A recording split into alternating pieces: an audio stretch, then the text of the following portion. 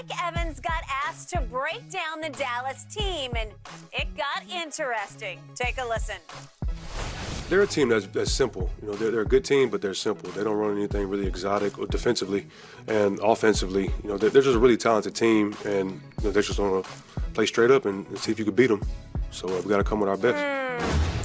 All right, Shannon, decipher here. How offended or inspired do you think the Cowboys will be by what Mike Evans just said? I don't think they should be either.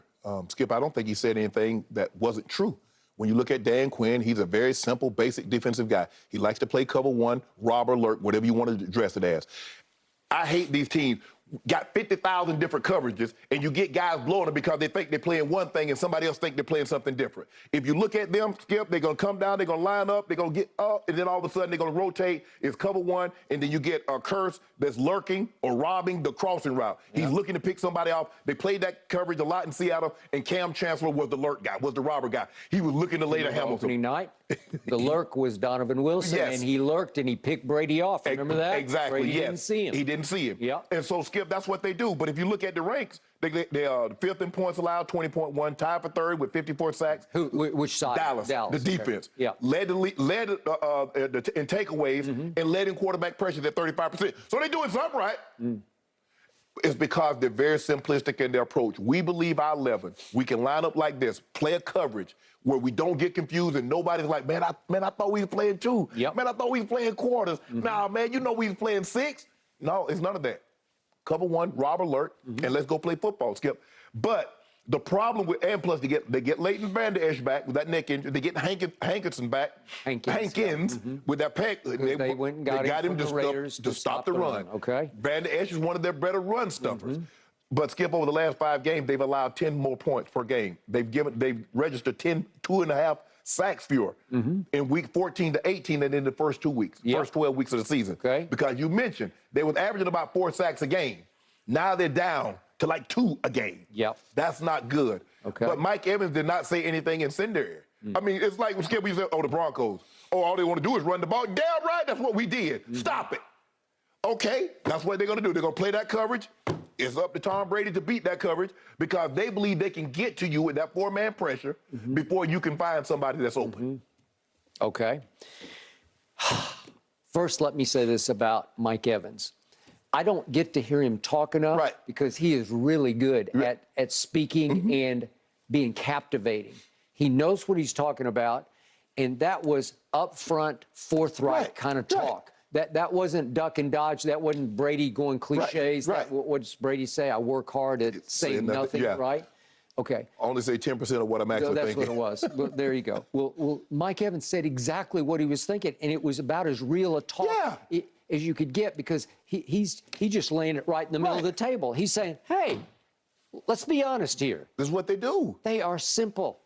They're simple on defense. They blitz some. They're 13th in blitzing, but it's not. They're not going to come after you. Right. And they do, as he said. We didn't get to the end of the clip, but because we don't have time. But the point was, he went on about.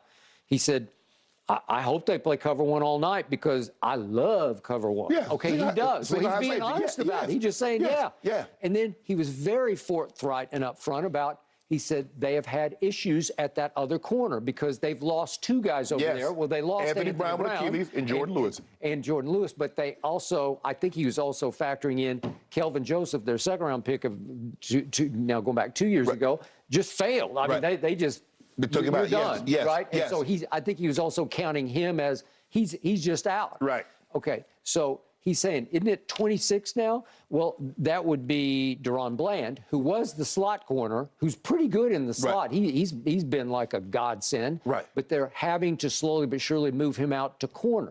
Well, now they're raving about Xavier Rhodes that they got, who's now 33 years of age, and I'm not sure what he has left.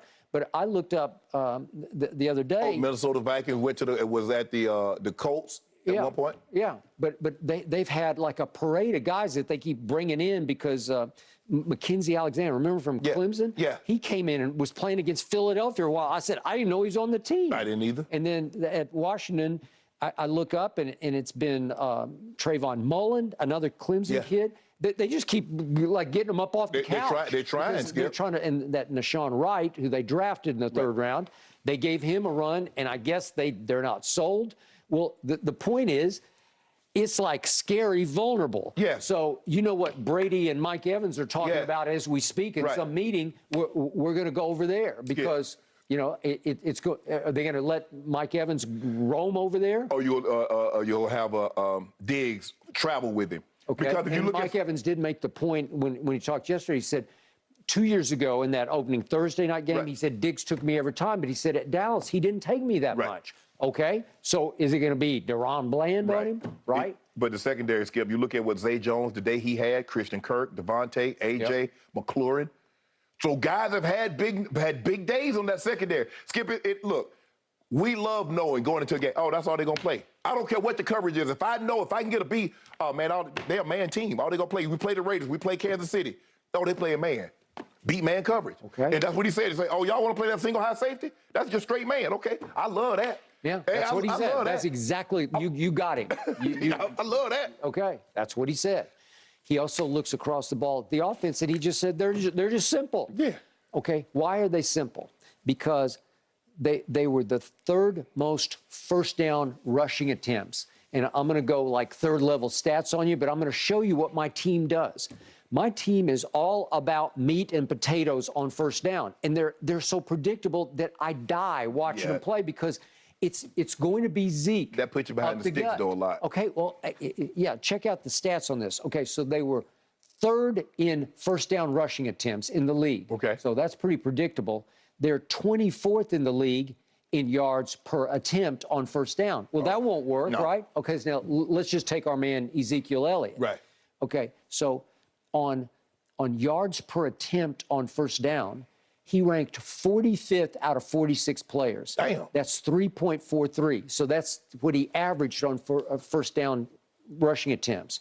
Yet he had the 16th most first down rushing attempts in the league. Well, I'm showing you the math is mind-blowing because it's behind the sticks math. It's what it is. How many times did I sit back? Second and long. Yeah, it's second 9, it's second 11. It's, you know, and they'll bust Tony Pollard on one, but it's rarely on first down because that's Zeke's down. Right. That they're going to establish because Jerry grew up in this league watching Emmitt Smith take over football games because you could. Yeah. But guess who was up front blocking for him? Yeah, you had the best offensive line in football. You did. Skip, but the game has changed now. Yeah. There's not that much emphasis. They've made it very friendly, very conducive for you to throw the football. Your quarterback's protected, the wide receivers, you got the defensive receiver, you got the incidental contact, Skip. It's so much easier to throw the ball now. I'm surprised when teams rush the attempts. Got to be like, why? When it's so easy for you to throw, it seems like every time they throw in a flag for PI, incidental contact, illegal this or illegal that. But the Cowboys, look, I get it, Skip. I get your frustration with them running the football. But their best chance to win is to run the football. Okay, well, that's what you said earlier in this show. So, again, you're cross purposes here because you do need to run, but how predictable, how simple are you going to be in your running approach? Are you going to play action on some first downs just to trick them a little bit? Yeah, you got to, Skip. But I give you a prime example of playing a whole lot of things.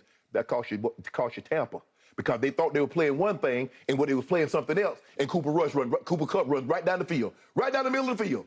Did he? Yeah, I mean, that was a blown blitz where it got called by Todd Bowles. Yeah, see? And then Murphy Bunting didn't hear it. I don't know, but he's supposed to go, and he starts, and then he stops.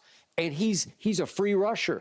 Well, if you hit Matthew Stafford, you're good. Right. But nobody hit Matthew Stafford. Winfield Jr. is thinking like, oh, the ball's got to come out. Yeah, he's thinking, I'm flat-footed, and Cooper Kupp is still running. He was completely flat-footed. And they admitted after the game, it's a decoy route for Cooper Kupp. He is not primary. No, He's not even supposed to be targeted. No, you clearing out to run the dagger or the over end behind it. Yeah, and all of a sudden, Matt Stafford said, I look up, and I see, what number is he? I can't remember. 10, yeah. I see 10.